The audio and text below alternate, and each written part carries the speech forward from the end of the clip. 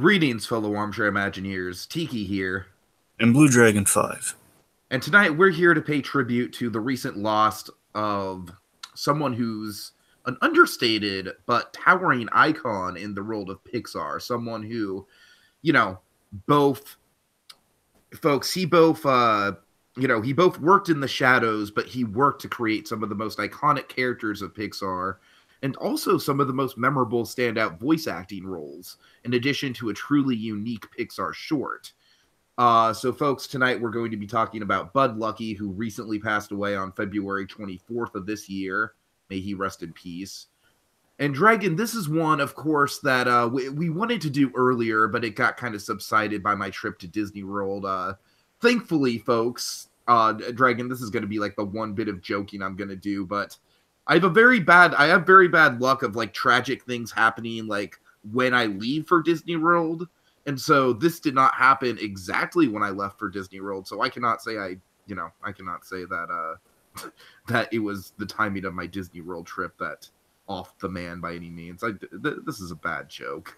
Anyways. Yes, it is a very bad. I apologize to all the Bud Luckey fans out there for that joke. I'm sorry. It's like I was gonna do one, Dragon. I was gonna do one, but then I realized like this is way too much of an in joke. I need to abandon ship on this one. But seriously, folks, just to recapture the terrible stuff does happen around the time that I go on my trips. That is true. That is a fact. I mean, that's a fact. Like, I'm not just making that up. I'm not. Anyways, it has been documented. Anyway, so in all seriousness, folks, in February we lost a truly great animation talent, someone who I would say is woven into the fabric of Pixar's history. The guy is pivotal. It's very much kind of like these are the guys who do the stitching in the animation quilt. That's what Bud Luckey is. Like without him, there's like threads and like you pull one thread away, then the whole thing kind of it's held together, but it has gaping holes in it. You need Bud Luckey in the fabric of Pixar. That's very much what he was. And again, you may not know him by name because again, we do bring a lot of attention to our directors who kind of command the ship on the movies that we know and love. But Bud Luckey, and of course, the in loving memory things in particular, Dragon, those have been reserved for big names like Adam West and Robin Williams and people like that. Bud Luckey, I feel like, is the most understated person that we've devoted an in loving memory of. But I think for very good reason, Dragon. As you said, I think the patchwork quilt analogy is a brilliant one, Dragon. That's exactly what he did. He was the thread that held everything together. Without his sense of character design, Pixar would not be what it is. It might be like a shallow, like, it might be like basically Pixar would be on way more direct, even footing with DreamWorks if not for Bud Luckey. That's a good way to put it in my eyes. Yeah, Luckey is kind of, if Joe Ranft was the heart of Pixar, I feel Bud Luckey, he was kind of the warmth, or kind of the warmth, or kind of, I don't want to just say the history of Pixar. He felt like kind of that he felt like the wisdom of Pixar. It just felt like kind of that right stuff mentality of like what we look for in an animator at Pixar. That's what Bud Luckey really felt like. And I feel like the analogy that Bud Luckey uses in the little featurette that we're going to talk about is sort of the jumping off point for this discussion, Dragon. That I want to kind of get into is sort of a thesis statement for what makes Bud Luckey such a standout person in Pixar's headcanon of just great writers and characters in our own minds, Dragon, like people who populated many a hypothetical biopic. Yeah, so to take it honestly, is the transition into that, if I may, just to explain the. Can I just do the quote really quick first? Oh yeah, sure. What do you got? Yeah, so basically at the very end of this featurette that's on the Incredibles DVD, Dragon, Bud Luckey uses the analogy that he worked on Sesame Street 30 years ago, and he was teaching kids how to count their numbers and how to use their numbers and whatnot. And now 30 years later, these kids are teaching Bud Luckey to use numbers to animate. And I just love the idea of Bud Luckey being this like renegade Renaissance man who's like, oh, please, I've worked in the industry for 30 years. Give me a computer. Show me how it's done. You know what he reminds me of, Dragon? He kind of reminds me of like a modern day Mark Davis. I have another analogy that's going to go a little full circle with Bud Luckey, and it's so strange how this has worked out. And honestly, I think it's kind of a nice thing that Bud Luckey, Of course, one of the very memorable roles that he has portrayed, and we'll get into a little bit more as we go on, is Rick Dicker from The Incredibles. Again, all this is going to very much be full circle with The Incredibles. The Incredibles is important with Bud Luckey, and we'll get into more reasons momentarily. But and Rick Dicker. Now, I don't know entirely if it was because Bud Luckey had retired before they went into production on The Incredibles, or if it was because perhaps Bud Luckey was not feeling well enough to record the voice returning to it in Incredibles 2. But, Rick Dicker is now being portrayed by the wonderful Jonathan Banks, and it's so fun and heady when you think about it, that in many respects, he had kind of a quiet reservedness about him, kind of like a Mike Ehrmantraut. That's kind of what Bud Luckey was for Pixar in terms of like kind of the class of animators. A guy who's been there from the beginning, a guy who's just kind of seeing it all. He's very humble. He's just very much about doing the job. He has kind of some kind of Jonathan Banks-esque kind of tendencies. And again, I say that with the utmost respect. And again, I think it's a high bar, and I think it's very befitting that if we're going to have anyone in this life kind of embody that character, one in kind of look and attitude, but I mean embody the guy who did the voice of that character. I think Jonathan Banks is a really respectful kind of casting choice in that regard. Yeah, absolutely.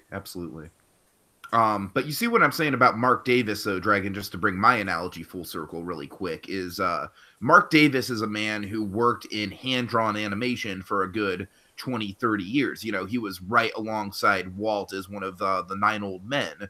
But lo and behold, once Disneyland came into the picture, Mark Davis was like, I'm not just going to limit my career to 2D animation. I'm really interested in what Walt's developing. And Mark Davis, by all intents and purposes, Dragon, much like Bud Luckey gave Pixar its unique character design and sense of humor, I feel like the same could be said about Mark Davis with what he did with the character designs for attractions such as Pirates of the Caribbean, Haunted Mansion, America Sings, Carousel of Progress. I mean, the list goes on of Mark Davis works that just define what Disney is and define what Disney theme parks can be. And so you see what I'm saying there? I feel like there's a really direct correlation where Bud Luckey, sure, he had a treasured career that we're going to go into momentarily here, folks, but I feel like it was the twilight of his career. I feel like it was his work with Pixar in his later days that really defined his whole career, his whole journey, much like in the same way that Mark Davis's whole journey was sort of building to the culmination that was the masterworks of Pirates of the Caribbean and Haunted Mansion, that 1-2 punch of just, everyone's favorite Disney attractions down the board. So I definitely feel like there's a lot of correlations between the two, and Bud Luckey, I feel like, stands out in his respective industry of CG animation and Pixar just as much as Mark Davis stood out in the landscape of Disneyland and Disney parks. Sure. All right. Okay, so Dragon, let's start at the beginning. You probably know more about his background than I do in terms of his service in the war and everything. You want to get into that? Well, sure, but for a moment, just to speak about the whole, the Who is Bud Luckey featurette. Oh, yeah, right. I'm sorry. I'm jumping the gun all over the place. So real quick, just before we go through kind of the bona fide of the great Bud Luckey, the first time I heard of Bud Luckey was on something that Tiki and I very fondly referred to a lot, the Incredibles, the 2-disc Incredibles DVD set back in, I guess, I think it was released in 2005. The movie came out in 2004, whenever it must have been released in 2005, yeah, because the movie came out like November of 2004. Yeah, it had to be, because I remember getting it, I got it for Christmas, and it was, then again, it could have been, I don't know. The point is, the Incredibles, the DVD set came out. And so I make a vow to you that before The Incredibles 2 comes out, we're going to cover this DVD set in full, because it is, I think Dragon and I both agree, it is the creme de la creme of great DVD bonus features. It is like the holy grail of DVD bonus featers. And without going down a whole side tangent about all the wonderful memories we have, we will before Incredibles 2 comes out. Yes, we will. But just we'll focus on like the second disc for a moment. Yeah. Second disc, I remember there is this. I forget if it's on like the super, like the files on the supers or not. It's like there, because I think it's like a bizarre thing that stands out there, which is what caught my attention, if I'm remembering it correctly. The point is, you had these features, and basically you can go through all the supers, like the Rolodex of like all the different supers who are in the film, and below there's this feature entitled, "Who is Bud Luckey?" And again, seeing Bud Luckey, there's, man, that's kind of a strange name. I looked in, you watch the feature. It's like a 4 minute, it's very informative for 4 minutes. A fantastically dense kind of documentary, kind of biography on Bud Luckey within 4 minutes. And you can find it on YouTube, I'm sure, especially now. And I encourage everyone to do so if you want to kind of get kind of what our connection really, at least what my introduction was to Bud Luckey, where I kind of learned. I'll just post the link to it in the description of the video so everyone can check it out. Sure. And again, I would assume everyone would have, that DVD set or the re-release of that DVD set, which kind of captures a lot of the original features on it. So either way, whichever release of The Incredibles you guys get, whichever one is chock full of features, you have a good chance of finding this on it. Anyway, that was my first introduction to Bud Luck, and my mind was blown way back when. These in the Pixar DVDs were always kind of a foray into storytelling in the process of animation films. Always a great learning experience, each of these DVDs, and this is really when I kind of learned that, oh my God, one animator, no matter how unsung, can have such a pivotal role in developing these films and have such a stamp. And like, not only did it's like as the thing unfolds, it'll tell you, okay, what he's kind of the history of Bud Luckey. Then I'll get into, okay, what's his role in The Incredibles, and then like just kind of spur of the moment, like almost towards the end, we learned that he had definite monumental ties to Toy Story. He's been there since Toy Story, and that kind of blew my mind. It's just given the connection I have to that movie. One of my favorite stories in all of filmmaking is the history of Toy Story. I never really heard that much about Bud Luckey in my original kind of foray into Toy Story. Made Woody a cowboy. I mean, that was like a pivotal checkmate in terms of character design. Yes. Well, more on that a little later, but yes, it's so that blew my mind, kind of learning all the things that Bud Luckey kind of had his hands in. Again, it's just knowing that one man could kind of have all those ties and do something really impressive with a short film, which we'll get into. It's just really always kind of stuck with me, and again, just kind of how random that appearance was. It was so informative, just so kind of spur of the moment on that DVD set.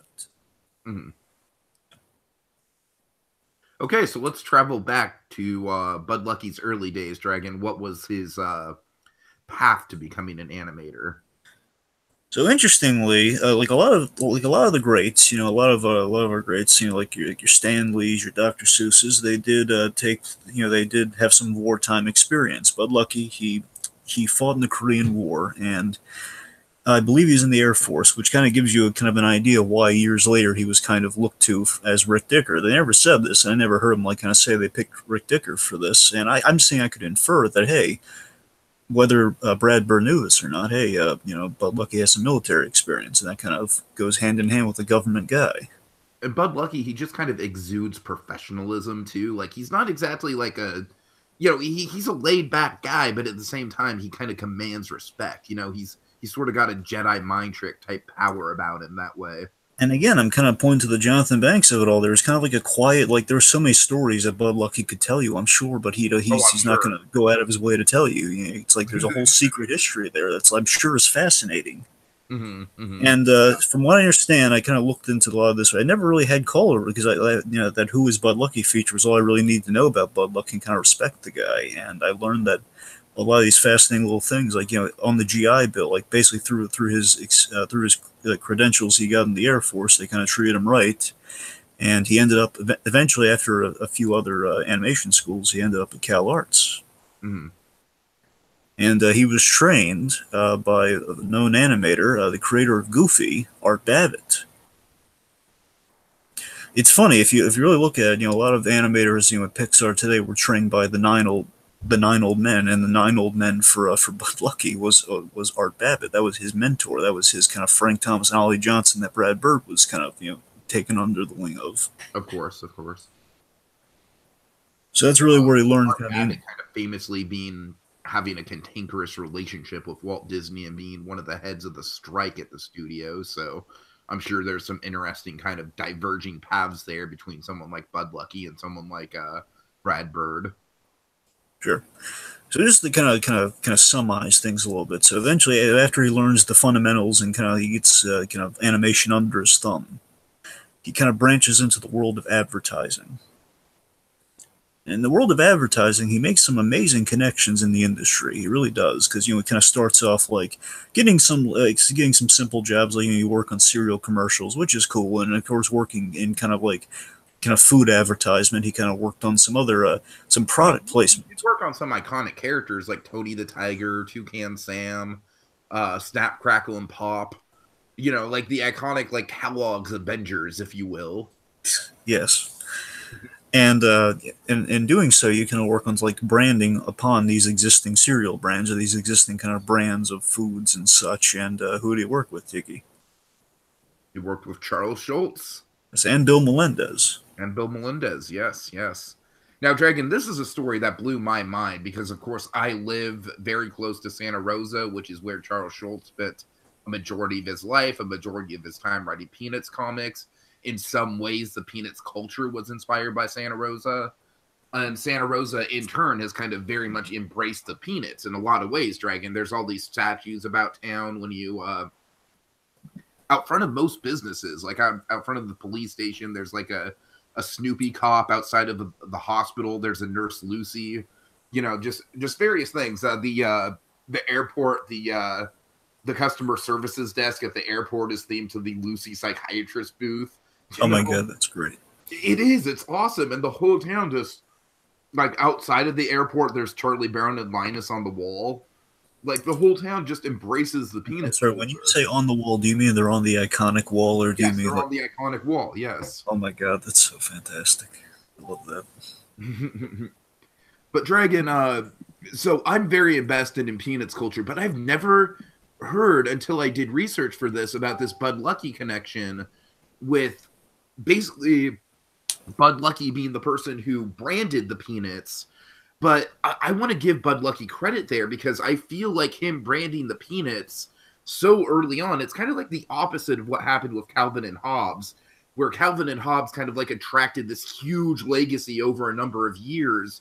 The Peanuts, like, I feel blew up in popularity very quickly because of the work that Bud Luckey did with them, because of the commercials and the advertising.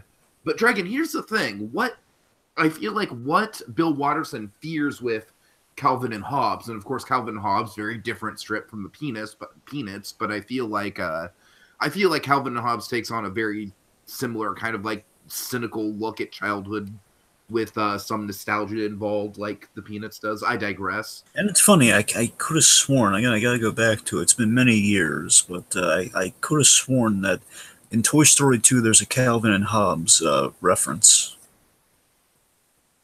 I'd have to go back and look. I mean, if there is, then I'm sure Watterson didn't sign off on it.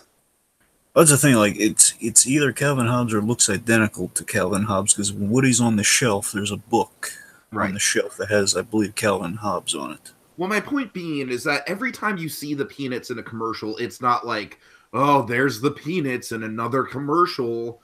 It's, oh, there's the Peanuts. I wonder what they're supporting next this time. It's like, I feel like it's kind of like the Flintstones vitamins or something like that, like just attaching the characters to any brand is just going to make it more comfortable, more welcoming. And I feel like Bud Luckey really hit it on the head, and he really knew what he was doing. And of course, folks, this also extends to the Peanuts in theme parks is a big deal as well. And I'm not saying Bud Luckey directly was involved in that side of things, but I feel like the branding also extended into, like, there's Camp Snoopy's all over the world, at various Cedar Point-owned parks, Cedar Fair-owned parks, I should say. There's Camp Snoopy's, there's Planet Snoopy's. So the branding just goes a long way, and it's very curious and very interesting to me that that's like a freaking side note in Bud Luckey's career, that he, like, launched the Peanuts into popularity via the marketing. Yeah, it's amazing, just to kind of bridge things along a little here, is that not only has he worked with Charles Schultz and Bill Melendez, he has kind of a hand in the Peanuts, even if it's like a finger. And he also worked with another kind of biggie from everyone's childhood. He worked with Jim Henson. Oh boy. Worked with Jim Henson on Sesame Street. Yeah, and Sesame Street, of course, God, even in those early years, Dragon, it's such an influential show. I mean, I love early episodes of Sesame Street, to tell you the truth. They have such an air of like quiet uh dignity to them. I don't know if that's a weird way to put it, but I kind of get it though. I kind of get what you're saying about it though. It's so respectful. It's so like, all right, we're just gonna get together and we're gonna talk about numbers with you, and it's just gonna be engaging. It's gonna be relaxing. It's gonna be fun. There's a familiarity and intelligence underneath it. That's what it is. Like, you know, that neighborhood. It's like it promotes what it should promote on wherever. Was it on PBS?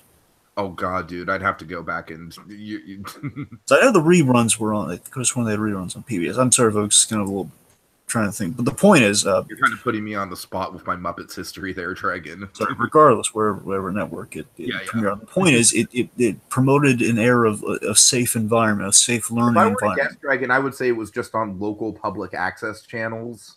Sure. Well, the point is, when it premiered, the goal was to do educational television and promote the environment that it was supposed to, of like a safe learning space, but from the comfort of your living room, where you can learn. You can also forge some very memorable connections. Again, you're in a very kind of like familiar space, and these cute, kind of fun characters that are kind of like, they're going to keep the kids' attention, keep the audience's attention. There's going to be some humor there, and yet you can have these these heartwarming moments of like Kermit the Frog and the little girl, the famous like "I love you," that moment. Of also very existential, weird moments like the like the disembodied voice counting to 10 and stuff like that. Sure. And again, you have all of that, so there's a concurrence of like people are checking that out, just out of familiarity and just out of like kind of there's an appealing quality that you want to tune in to that show with. And I think an element of that now, while definitely the Muppet characters and kind of the Sesame Street kind of characters, they definitely kept everyone's attention for the most part. You also had these educational shorts that again definitely felt basically, in case the Muppets didn't kind of convey this on their own, they had a fail safe of we're going to have these shorts that will kind of spell out kind of the educational message. But Jim Henson was smart enough to realize, okay, if we're going to do that, if we're going to have like kind of some cartoons on the side, if we're going to have some animated kind of short buffers between kind of our storyline, or basically our main kind of like our vignettes, we need something that kind of bridges and basically get, just as a fail-safe, get the educational message of like, okay, we're going to teach kids the count, we're going to teach them colors, we're going to teach them shapes, we're going to teach them the basics. We got to have something as a fallback. We also got to make it look good. It can't just be like a guy with a board just like saying, and now there's this, and because they get that at school, we need something that's it's dazzling. And that guy with the board sounds like Rick Dicker. All right, let me lay out the facts to you very dryly. We have something even better. We have Rick Dicker animating, and Rick Dicker animating is we get Ladybug's Picnic, which I think out of all the stuff that Bud Luckey did, I think it's the one that's used in Who Is Bud Luckey, which may be why it kind of stuck with me. But it just seems like simple, like it's teaching. No, I don't think so though, Dragon, because that song is I know I've heard that song before and after the documentary, and I recognize it for Sesame Street. I mean, that song is just it's an earworm. I mean, let's call a spade a spade. It's just a classic earworm of a song. And that's what I'm saying. It's kind of, again, not to the same level, but because I think the example I'm about to make is a little bit more complex. But you have kind of the Animaniacs thing, where you have like these songs that are going to stick in your head like an earworm. They're going to help you learn something. And this is kind of like the proto version. Every time I hear an ice cream truck and it has the tune of the 50 State song, I just start, I can't help myself. I'm like, Baton Rouge, Louisiana, Indianapolis, Indiana, and Columbus is the capital of Ohio. All right, but you see what I'm saying, though, right? This is kind of the proto. You don't get that without something simple like this. Again, it's simple, but it's simple, but it's striking just the right note. So it's like it's simple in a complex way. I know it's a kind of a bizarre comparison, but I think it's. No, I totally get it. And Animaniacs is also a show that, while very much offbeat and a lot more colorful than Sesame Street, Animaniacs did aim to educate, Dragon, and that 50 State song is one of the most educational things they've ever done. And for my money, besides maybe like Wacko's World, or I'm sorry, the not Wacko's World. I'm thinking of Wacko's Wish. Besides the country song, help me out here, Dragon. You mean Yakko's World or Yakko's Universe, like the whole like all the Well, solar yeah, system? Yakko's World. Yeah, I don't think Yakko's Universe is as quite of an earworm, but Yakko's World, like Yakko's World and the 50 State song are definitely like the two biggest earworms for Animaniacs in my mind, and those are also the two most educational ones. I mean, you know, United States, Canada, Mexico, Panama, Haiti, Jamaica, Peru. Yeah, Like I know that, I like that. I know at least 5 of them. I can't sing the whole songs to you by sure, any, sure. but I'm I sorry. got you. I think just to circle back. So again, what I'm saying is, yeah, Yeah, my again, bad, my bad. you need something like that here established by again like a smart guy like Jim Henson saying, we need a short that does something like that. Who do we get? We get Bud Luckey again, kind of working, kind of a. I don't want to say because again, I can't.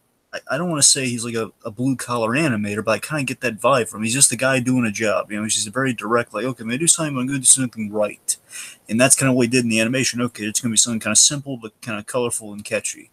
That's kind of what he did in the animation for Ladybug's Picnic and various other shorts. Sure, sure. And just moving on, so he's done other things in animation that kind of gets us from kind of that little kind of '90s space, like after Sesame Street. He's kind of in the '90s. He's still getting work, and I think a big thing in the '90s, real quick. The main thing I'm going to take from this is, he did shows like for me are like kind of like one percenters, like the Back to the Future animated series. Ah, nice, nice. And the main reason I bring it up now, because I was just kind of thinking about what we were talking about, kind of some stuff with Bud Luckey.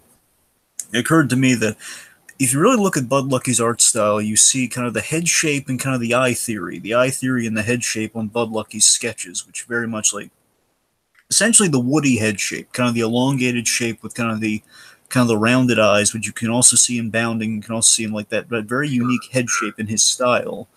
You can see it in the Back to the Future animated series. You can see that in kind of the you can see it in a lot of his designs, a lot of his character models. Again, it's the age old. Back to the Future might be one of the best examples of like, yes, he's taking characters that already exist, but he's taking live action characters and putting them into 2D animation. So he had some liberty to play around with the design, whereas most of his career he's been working with already pre-established characters. You know what I mean? So Back to the Future really was a stepping stone in terms of like the design of Bud Luckey, the style of Bud Luckey. And you gotta remember, there's a challenge on that series of we can't do likenesses, but we can do something that just is very evocative of those characters, but it's like it encapsulates what we know when we remember about these characters. We can't have them look like 100% like the actors, and because we can't get Dan Castellaneta doing the voice of Doc Brown, we can't, despite the fact we have Christopher Lloyd, we can't make him look 100% and sound 100% like Christopher Lloyd. So we got to like kind of capture, okay, Doc Brown, he's got the the white hair. Basically,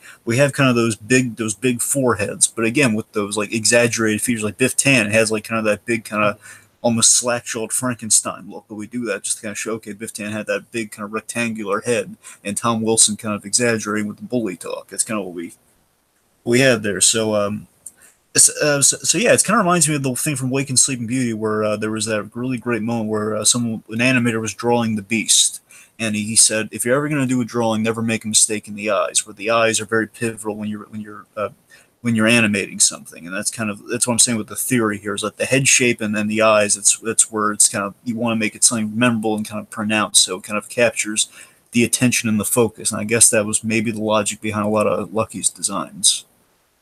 Yeah, I can totally see that. Right. Also, just to bring it up, because we're kind of in that '90s space before we get to the big kind of enchilada of it all. Bud Luckey did have a son, Andy Luckey, Nice, nice. and his son, from what I understand, again, I really knew little to nothing about his son. His son was the one who made the unfortunate announcement that Bud Luckey had passed. That's kind of when Andy Luckey was definitely on my mind. I never knew he had a son until that announcement, unfortunately, and we learned that he produced the Teenage Mutant Ninja Turtles, so he definitely got the animation bug from his father. The original one from the 80s? Yeah, the original one from from the 80s. I meant the 80s, 87, I think. Mm-hmm, mm-hmm.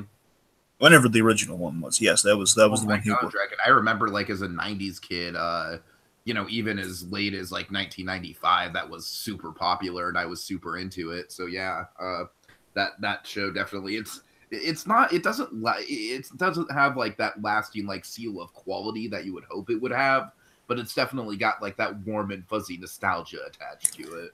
And I did a cursory look on something. I didn't know this because it's always been rumored where the name Andy in Toy Story came from. So Ah, here's the thing: there are three theories, Tiki. The three theories are there are three people who are believed to be Andy to be named after. So Andy Luckey seems to be the winner, but Andy Luckey, he refuses to go on record and confirming nor denying that. Ralph Eggleston, from what I've read, just in a cursory glance, has said Andy Luckey was the influence. Like the name is Andy Davis, and Davis is like a name of a college that I guess relates to I think it's another animation college, like Davis University or something.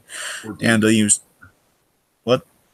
Nah, nothing. Yeah, and the other theory is there's Andy Morris, who I believe was from the longest time I believed was Andy Morris, like one of the other founders of Pixar's, where they got the name from. And the other theory was, I wish, but it's not Andrew Stanton. Like, hey, there's Andy Stanton, but we're gonna make it. Good old Andy Stanton. Yeah, that was my theory. I think even if that was true, Andrew Stanton just doesn't want to be remembered like that, so he's just like, nope. Oh, that's my name. Hilarious. Anyway, so those are kind of like the Andy theory. So it's like a little kind of wishful, like little nugget for you folks out there. Maybe he is named after, maybe he isn't. My smart money is definitely on Andy Luckey now that you lay out the options. Yeah. All right. All right. So yeah. So speaking of a little kind of teasing Pixar, let's finally get to the whole enchilada. So Bud Luckey, with his kind of done it all history, like here's a guy who's been all over in the industry. He's done a lot of things, and he was one of the few animators who really is in the gutsy position in the 90s of this is like a big kind of radical, like, hey, we're going to go from 2D to 3D, which you got to remember, as we learned in something like the Pixar story, there was a lot of fear and culture around the time of the computers are going to take our jobs. Why bridge into this great unknown where we're just going to be safe in hand-drawn animation? And Bud Luckey is one of the few people, like Floyd Norman, who's going to be like, hey, well, if we're animating on computers now, we're animating on computers now. Let's give it a shot. It's new. It's different. And back to the whole, I taught kids their numbers, and now they're teaching me to animate with numbers. That sort of mentality. That's kind of where it all starts. Bud Luckey, just much like Floyd Norman, he saw the artistic potential as well. Yeah, and he was one of the gutsy animators who became the fifth. Famously, he is the fifth animator hired by Pixar, notably on Toy Story. Mm. So he was there since the beginning of the feature-length film. So Bud Luckey, he's been there until 2014, until his retirement. He was there, like before the all the terrible stuff with the first rough cut of Toy Story went down. So he was there to witness exactly why they needed to do the redesign on Woody. Absolutely. So yeah, as we mentioned before, it's kind of fully lay it out here. So the big historic idea was that Woody, and I'm pretty sure in my recollection of, like, believe me, again, my two favorite stories of all time, the making of film, it's Superman, it's Toy Story. It's my two favorite making of stories in all of Hollywood. So I know Toy Story like the back of my hand here. So I'm pretty sure that Woody was named he was still named Woody, but he was a ventriloquist dummy made of, get it, wood, hence the Woody of it all. I believe that, but I'm pretty sure that was the logic behind the name and such. So we had Woody, we had a ventriloquist dummy, and a spaceman. And Bud Luckey had the brilliant idea of, like, hey, we have a spaceman, because they want to make a cool kind of modern toy.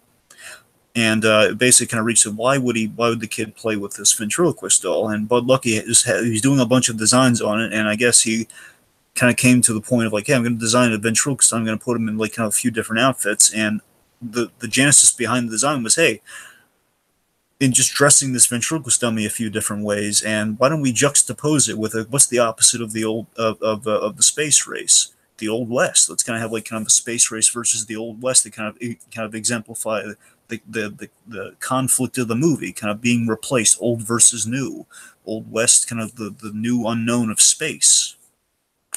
Yeah, and that one decision just led to the buddy formula that Pixar is known for. That exactly. One little thing, it's like a weird butterfly effect in a way.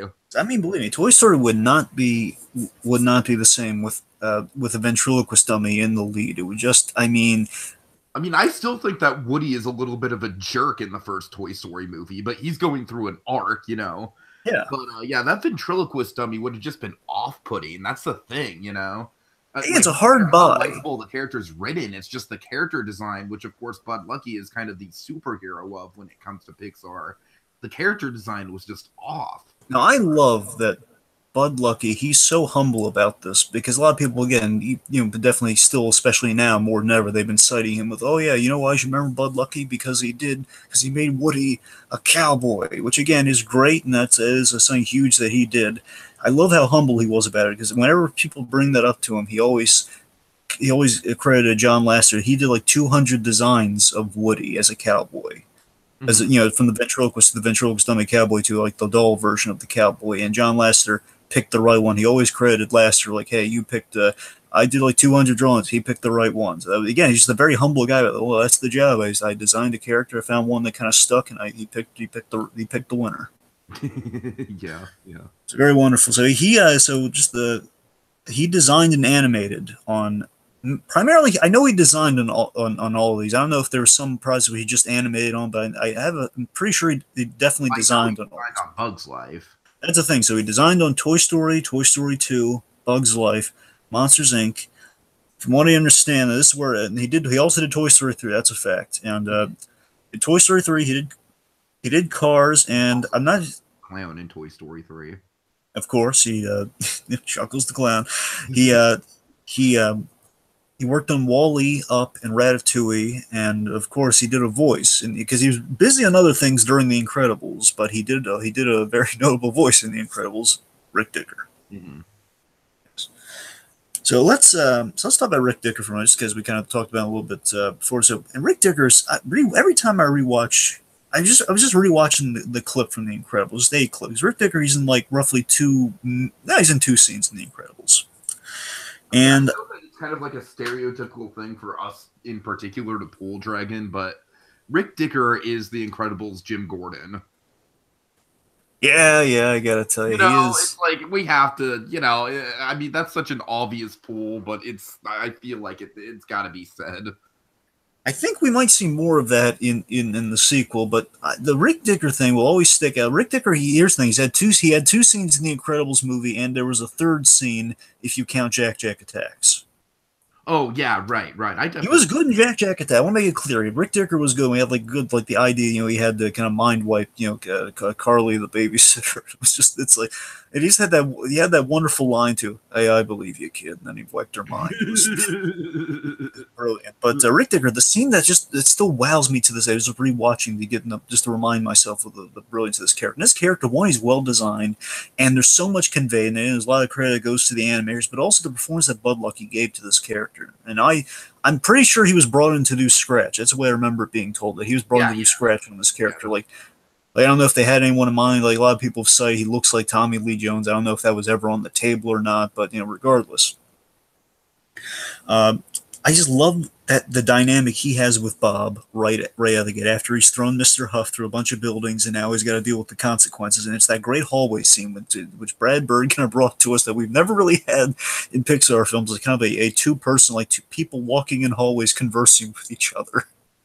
He just brought so many mundane things that would seem boring. Like, why on earth would you put this in animation? But oh my god, that was kind of the great thing about The Incredibles, just in general, was the fun mundanity of it. The Incredibles is like one of the most mundane Pixar films, but in a really creative, tongue-in-cheek kind of way. It kind of broke one of the cardinal rules of animation, but in a good way. Took that break in a rule. The rule in question would be never animate something that you could film in live action. Always do something you can't do in live action. And they did in the best of ways, where again it was like kind of back. And nowadays it's more commonplace than it ever was before, and sometimes to a bad effect, sometimes to a great effect. In this case, to a great effect, where this is like breaking the rule. Like, we're going to do something that people are so used to being broad and kind of over the top in animation. Let's just make it really kind of realistic and just convey some great emotion. We're in the hallway, and the bit that gets me, Tika, it shows me so much depth on this character. He's kind of ranting at Bob, and he's really bothered by it. It's like, hey, Bob, I mean, you go into hiding, Super's supposed to go into hiding. It's kind of like a Men in Black sort of thing, where we got to keep things under wraps, and you're kind of stirring up trouble. We got to have white minds. You got to pay people off. We got to make sure no one can trace this, and we got to relocate people. And after he's kind of yelled at Bob here a little bit, and he's like a frustrated conversation. He gets into the elevator, and the timing on this is perfect. The elevator door closes, and he kind of stops it, and he kind of opens the door, and because he is at his core, he is truly grateful to Bob, and he realized in that second, as the door was closing, you know what, Bob? He's a superhero. He's done so many good things. I can't just yell at him and kind of. I said because he says you're on your own now, Bob, and then he stops. You know, Bob, for old time's sake, I can relocate you one more time. For old time's sake. I love that moment. It's so. Sure. It's so beautiful, so brilliant. There's that realism that is in the anime. Really comes of it plot wise, but it's just it just speaks volumes to the level of respect that Mr. Incredible commands, and also just the professionalism of Rick in general. And that's friendship, and the underlying friendship that's there. They kind of the vague Jim Gordonness of it all. There's an unspoken friendship and like years of history between these two guys, all in that simple kind of walking and talking scene. Mm-hmm. Yeah.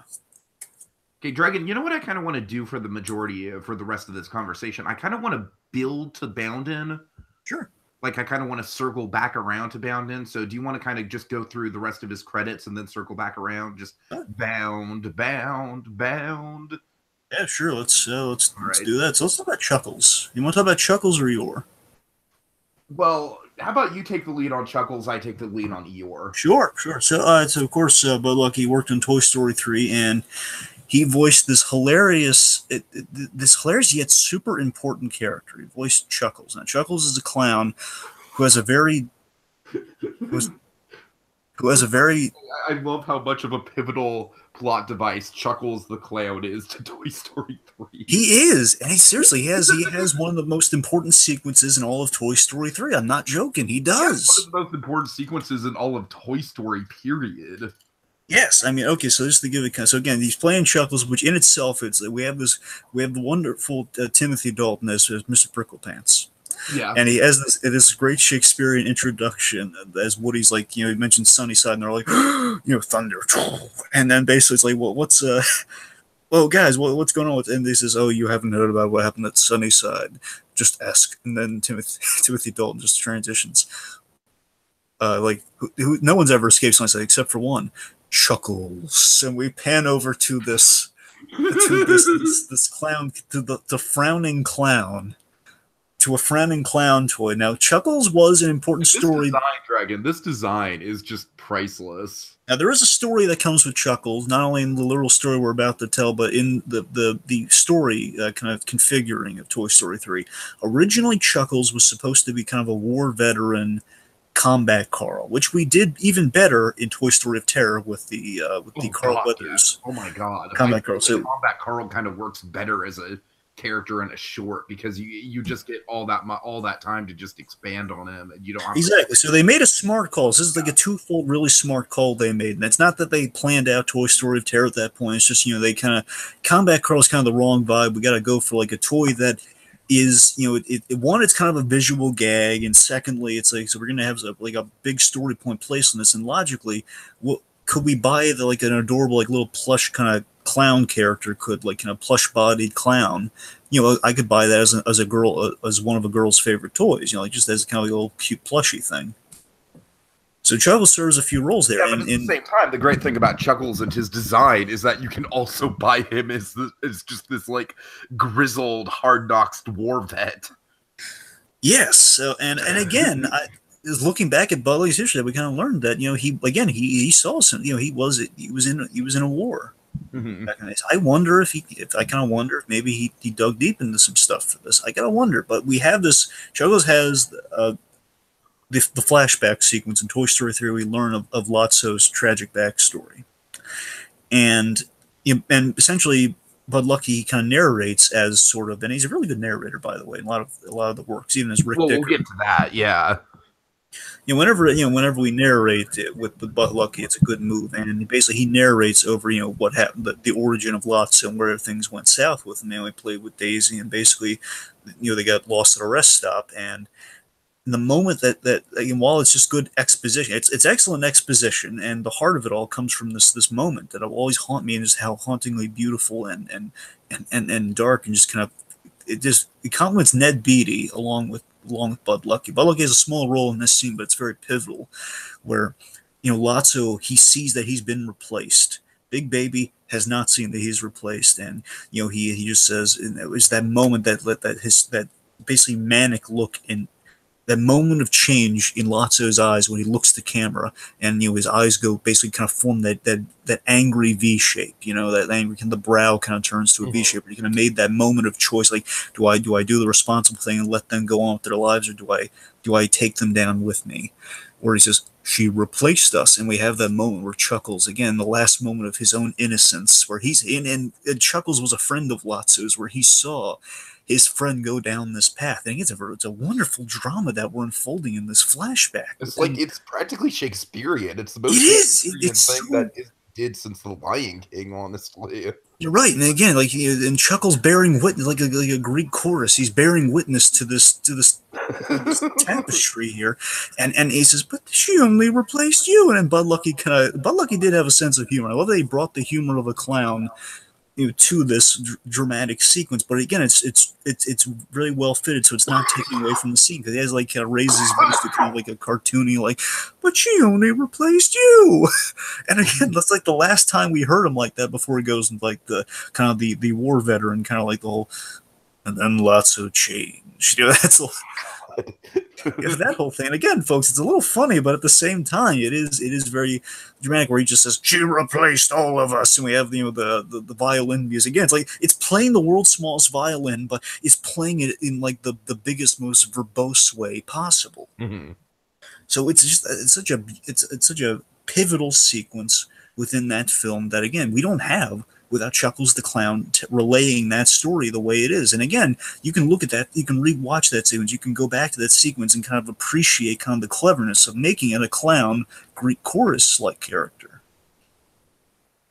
Yeah, for sure. Big scenes, and Chuckles. And again, we do soften Chuckles at the end, where he gives a smile, and we definitely make use of Bud Luckey's banjo playing abilities. Not the thing we're going to talk about momentarily, but I found out that a coworker of mine has seen Steve Martin live. I was so envious. Yeah, but I like that we brought Chuckles back a couple times, and from what I hear, we are going to see Chuckles a final time in Toy Story 4. Okay. That's what I've heard. I don't know if it's like they recorded. They might have recorded beforehand, and again, I'm not sure with the whole Rick Dicker involved if it means they're going to go out with Chuckles or not. So we'll see how it goes. But anyway, so Chuckles, important character, is always kind of fun when he pops up, and he had that moment of softness at the end of Toy Story with that smile, like, "Hey, Chuckles looks just like you." Okay, so let's get into Eeyore from Winnie the Pooh 2011, and folks, if you haven't seen Winnie the Pooh 2011, hell, if you don't even know that there was a Winnie the Pooh movie in 2011, then I wouldn't blame you, because Disney basically did everything in their power to make sure that nobody knew this movie existed. But I seeked it out, Dragon, and I gotta say, it's one of my personal favorite movies of the year it came out, because to me, what Winnie the Pooh does so brilliantly is it doesn't recapture the magic of a Disney Renaissance movie. No. It does something more ingenious than that. It captures the magic of a Walt era movie. That's what the Winnie the Pooh movie does for me. It really brings me back to a time where Disney movies could just be a lot simpler, where the plots didn't have to be so involved, where every moment didn't have to be comic relief, where there didn't have to be some sort of like highbrow, like, you get it? They used to do things the old way, and we're pointing out the cliches. No, Winnie the Pooh 2011 is like 75 minutes of classic Walt Disney style animation, and that's precisely, like, it's not the most advanced plot, it's not the most, it's not the most sharp writing in the world, but it's so true to what the characters are. And speaking of which, Dragon, I feel like Bud Luckey is, I feel like outside of the obvious ones, like the what? Oh God.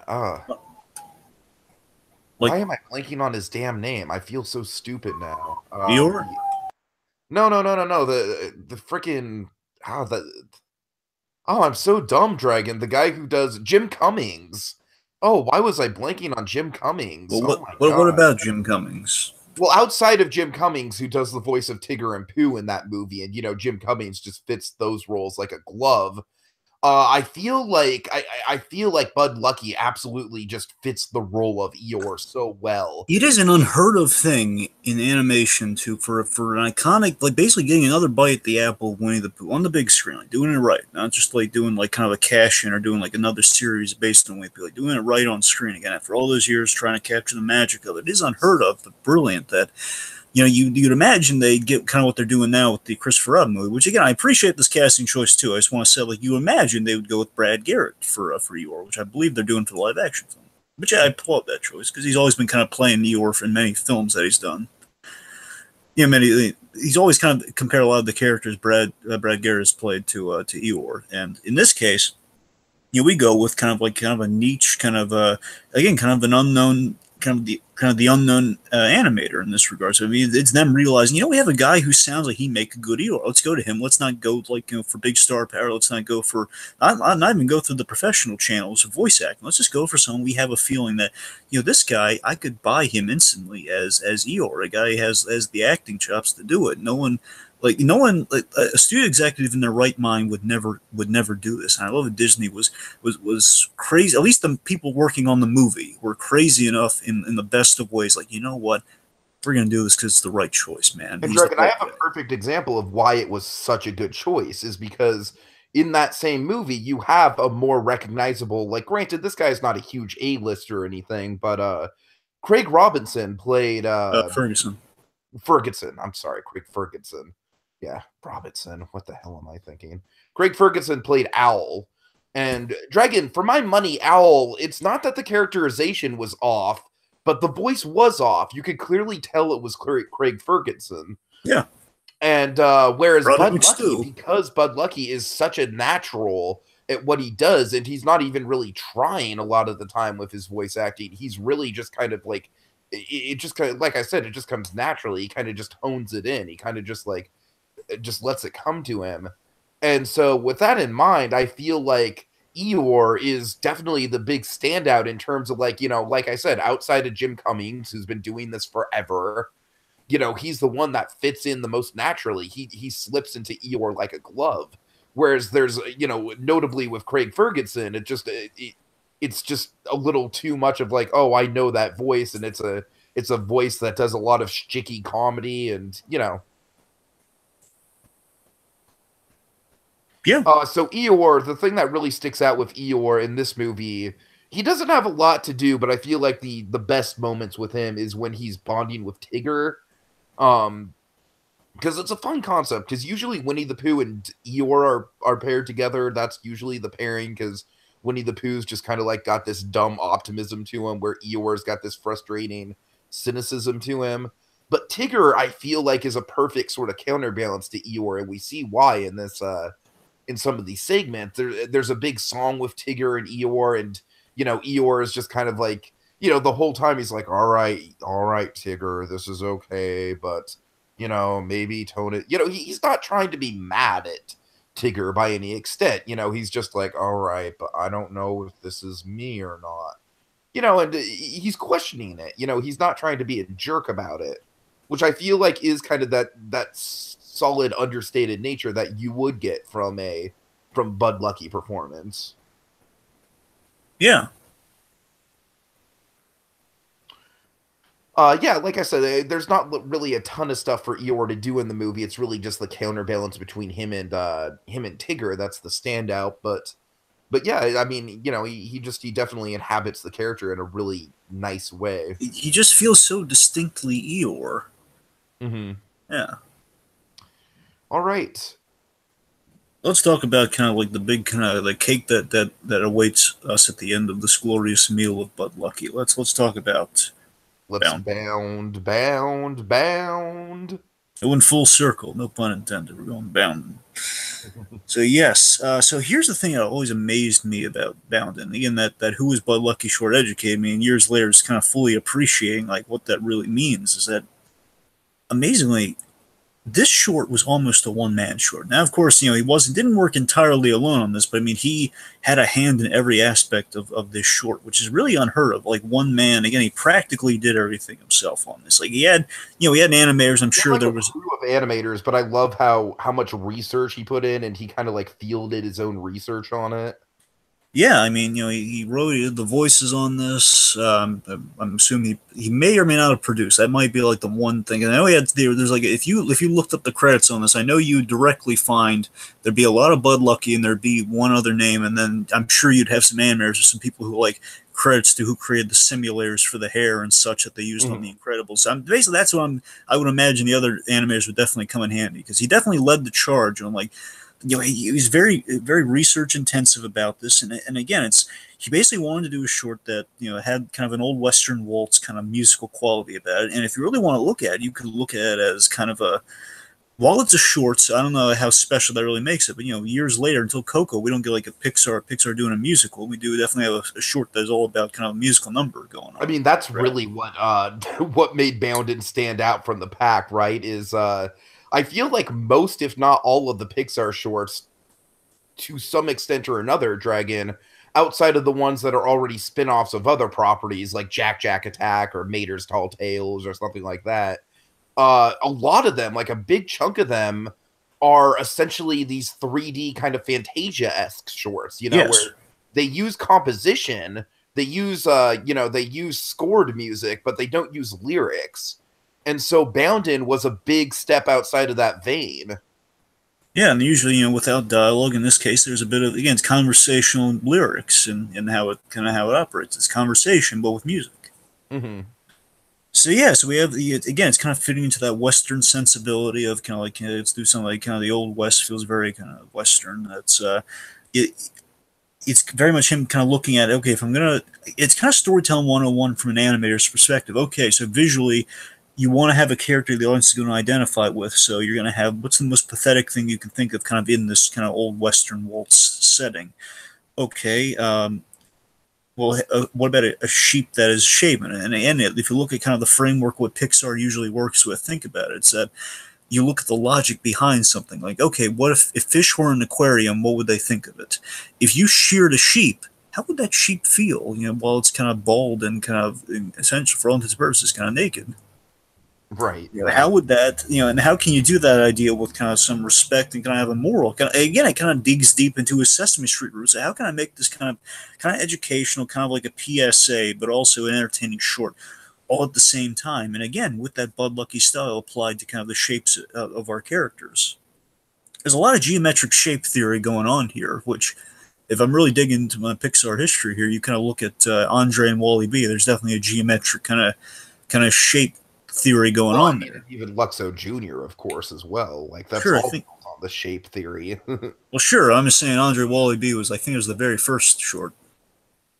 I mean, actually, to tell you the truth, Dragon, I don't think Pixar canon in itself considers Andre and Wally B a Pixar short because that was made before Pixar existed.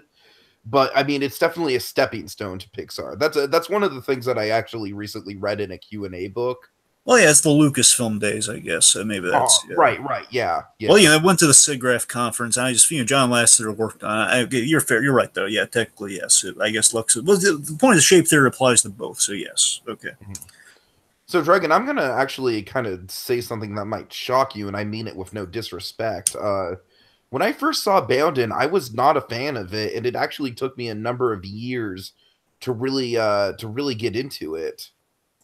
And the reason why I finally got into it, Dragon, is because of that great, the great documentary that we get, but also just the whole idea of the one-man show that is Boundin. The whole, the fact that Boundin can be this thing where it's very much one person's vision, and I feel like that's what essentially put me off of Boundin to begin with.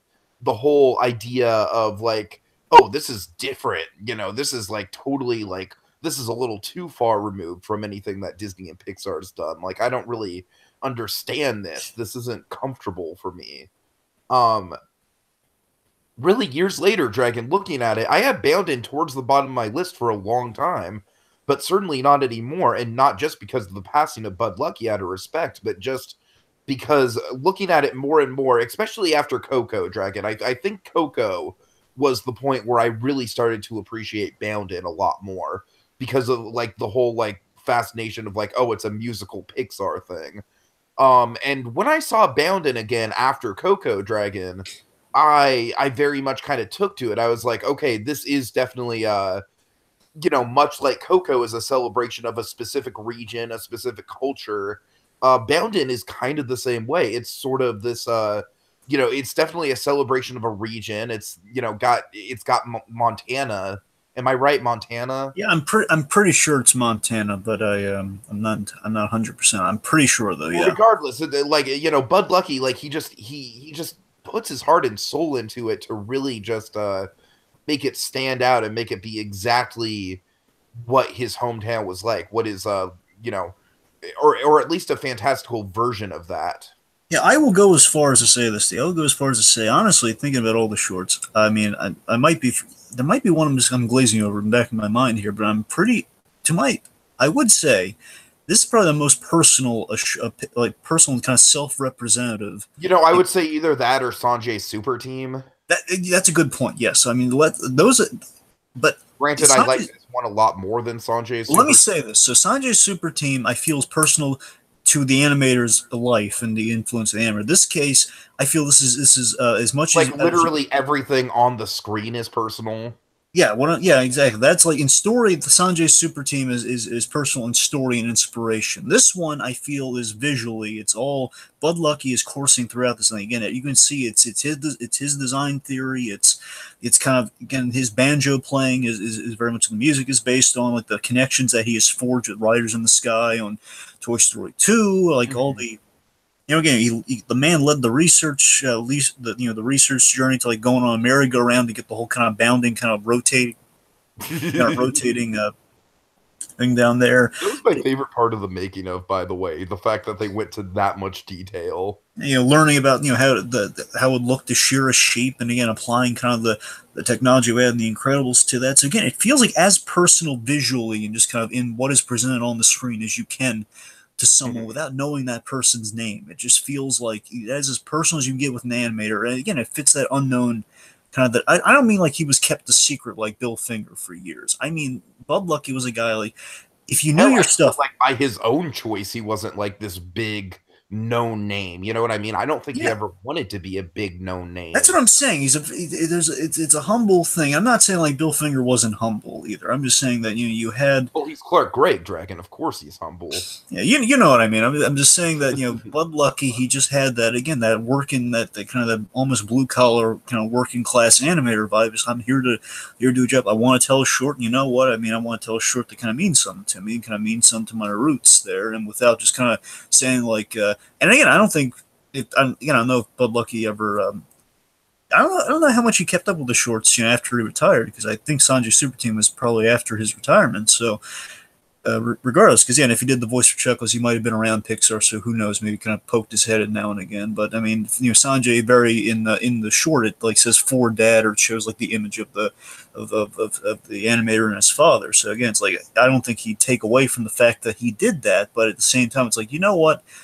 It doesn't matter if people look into who Bud Luckey is. It's just it's me. I know it's me, and it kind of captures what my work's been all about. And I kind of have something that kind of is all me, and it's kind of linked to a movie that I did a little voice in. So it's like, hey, I'm kind of connected to some.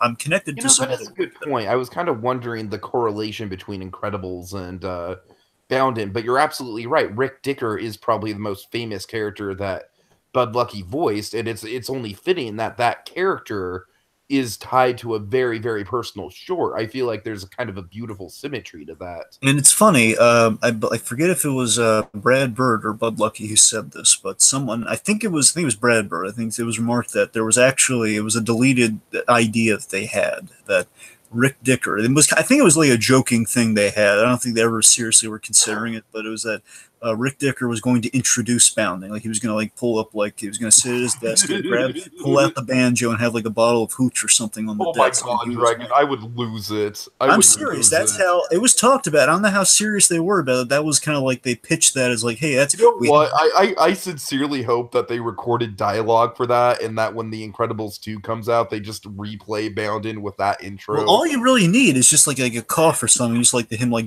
ramping up the beginning of the band. You just need to show Rick Dicker getting behind, like turn on the lamp, getting behind his desk, pulling the things out, like, and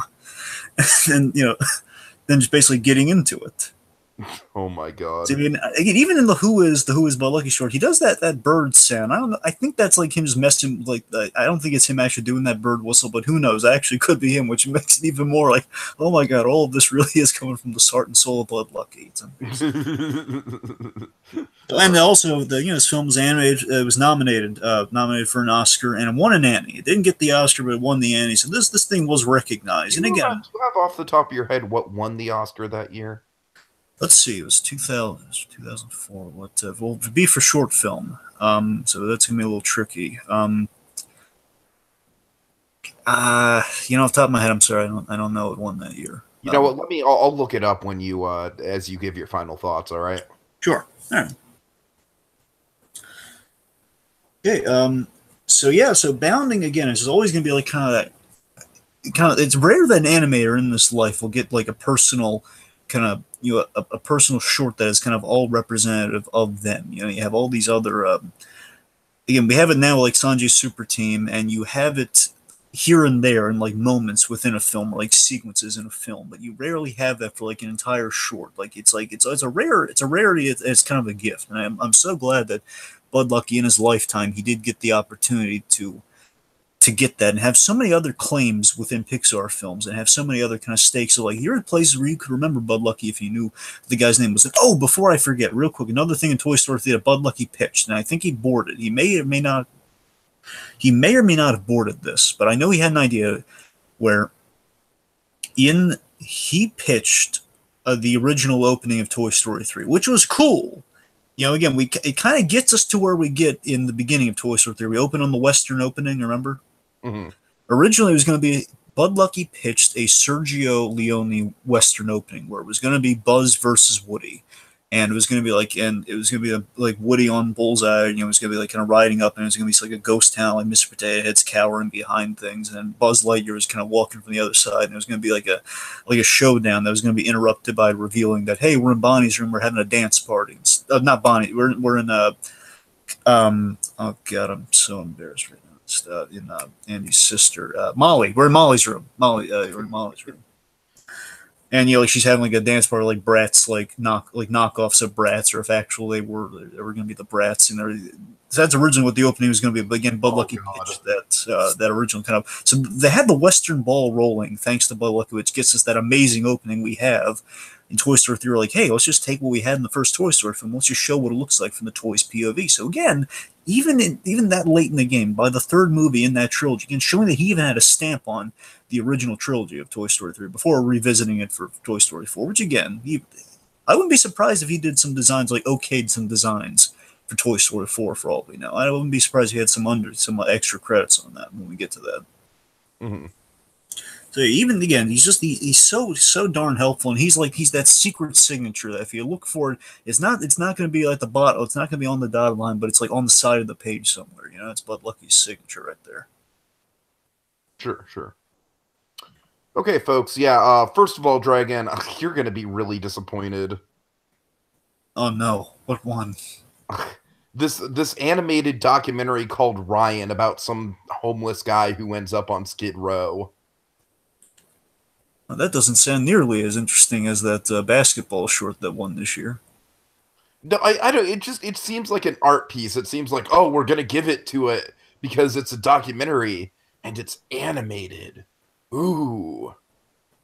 I gotta tell you that an animated documentary does sound kind of interesting. I want to just give that points, but it just looks really depressing though. It's like just about this drug addict. It's like I'm sorry. It's just Boundin is definitely a much more upbeat and optimistic film than this. I don't know. Anyways. Oh, by the way, I still have final thoughts to give. I'm sorry. I was just kind of stalling. I thought you wanted that.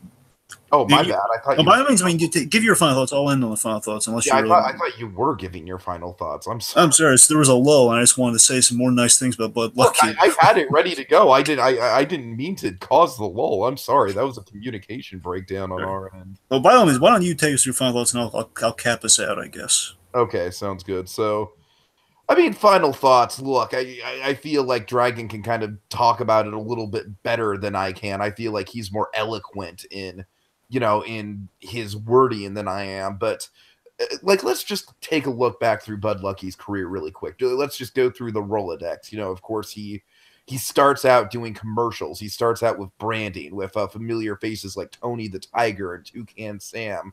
Moves up to a brand that does not necessarily have its name in marketing yet, but it's definitely he sees the potential in a brand with the Peanuts. Kind of, kind of jettisons the Peanuts into the stratosphere. This is all the early days, folks. Then he does you know, some very respectable, very understated work with Sesame Street, kind of getting into the educational field, and basically up until then, we have that transition into Pixar, and Pixar is just where it really comes into light just how much of an impact this guy is having on the Dragon. I feel like the big thing, the big thing that Bud Lucky's really going to be known for now that he's gone is kind of that pioneering role that he had, that kind of going over from the 2D animation into the 3D animation. That's why I think his career mirrors Mark Davis in a really interesting kind of way, because both of them really just put their fingerprints all over the medium that they were involved in, and both of them were very humble about it. I mean, Mark Davis, I feel like, was a little bit more grandiose and a little bit more, the guy did have, the guy did have bragging rights on a lot of things, but Bud Luckey, unlike Mark Davis, he never bragged. He never, he had bragging rights, but he never used those bragging rights. He was always just very much in the corner, just doing what needed to be done. And that's what he kind of viewed his whole career as, just kind of getting the job done, becoming, being a part of the bigger picture, being a part of the team, being helpful. And I feel like it's just kind of like he left behind a beautiful legacy, especially with the 1-2 punch of Boundin next to the iconic voice work of Rick Dicker. You know, it's it's just a very treasured legacy and a very treasured career, and one that's filled with unexpected twists and turns. One that's filled with everything from marketing to commercialism to sheer artistry. It's quite a unique life and quite a unique career, and I feel like we did a good job of paying tribute to the man tonight, and may he rest in peace. Sure. Bud Luckey, I think Bud Luckey exemplifies something Brad Bird once said, and again, appropriately to go full circle with it. I remember him saying on that, on this, like his first day at Pixar, when he gave the big speech on that Making of the Incredibles feature. And I believe they also put in the Pixar stories. It's a very memorable kind of speech he gave. It's famously it's kind of the wood fire pizza speech, where he's just kind of saying, "Oh yeah, we're the studio that makes hit after hit," and it's also remarked, especially in the Pixar story, where Brad Bird has been asked, why, what is the key to Pixar success? You came in from the outside. The documentary was made like kind of around, the Incredibles and during the making of Cars, so they were going to Brad Bird for kind of an up to date, like, what's the secret, man? And Brad Bird said, essentially, I'm paraphrasing a little here, is that Pixar is successful because it has the right people with the same level of passion all around. These are people who want to tell these stories. Everyone's here because they want to be, and they have these are the right people for the job. And I feel that I feel without question, Bud Luckey was one of those people. He fit the build of that 9 Ways to Sunday. He did. Without him, we may not have had the Pixar that we have today. And look, I know that Bud Luckey, he left us at age 83. I know it wasn't necessarily spring chicken, and it's like you knew it was inevitability, and like one of these days it was going to happen. But it's like, because Bud Luckey is just so much going to love him. Like knowing that name from that years ago from learning about it on that feature, it's like Bud Luckey's always a name that always whenever I contemplated doing something about Toy Story, mentioning Toy Story, I always loved hitting that beat because I've given a few talks about kind of Toy Story. I once had to give a speech about the make. I basically had to recap the making of Toy Story once to a room full of people. Nice, nice. I'm sure And you excelled at that. oh yeah, I had like the movie on play, and I had like I kind of went to a few scenes, a little speech about it. Anyway, so I remember kind of highlighting the making of it, and of course one of my favorite notes to hit in the making of, aside from Black Friday, because Black Friday is always kind of like no one would believe you if you unless you had the evidence, was mentioning that it's such a small moment, just mentioning the whole Woody being a ventriloquist and then going from ventriloquist to cowboy with that logic of okay, old it's such a simple brilliant idea of okay, old versus new, space race versus the old west. It's such a clever idea. Bud Luckey was one of those guys. He was again like it's like those guys have the right stuff when we're speaking of astronauts. It's what we had with animators, with minds like Bud Luckey, with guys who had the guts to, you know what, I'm gonna walk into the unknown with my pencil and my keyboard in hand. I'm gonna mix it. I'm gonna mix mediums. I'm gonna tell the best story I can with whatever tools are available to me, and I'm gonna light the animation world on fire. But I don't need the credit. I just want to make something good. I just want to be part of something greater. I want to be part of something great. Something that's gonna educate children. Something that's going to entertain adults, and it's going to kind of make the world a better place without that, without being in it for the glory. That was what Bud Luckey was. That's who the guy will always remain to be. Just another famous name associated with Pixar. When I think Bud Luckey, I'm thinking Pixar, and beyond that, I'm thinking of a guy who knew animation. He was an animator's animator. He will be deeply missed, and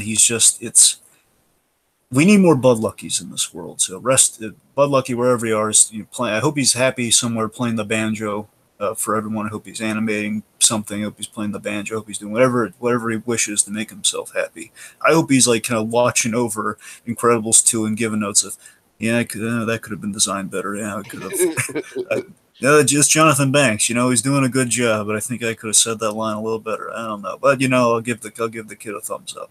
Just that Bud Luckey, wherever he is, I hope he enjoys Incredibles 2. I hope he's happy. I hope he enjoys kind of the legacy and the smiles and again, we wouldn't have Woody without Bud Luckey. I think that all boils down to that. So thank goodness for Bud Luckey kind of gracing this earth with his presence. Rest in peace, Bud Luckey.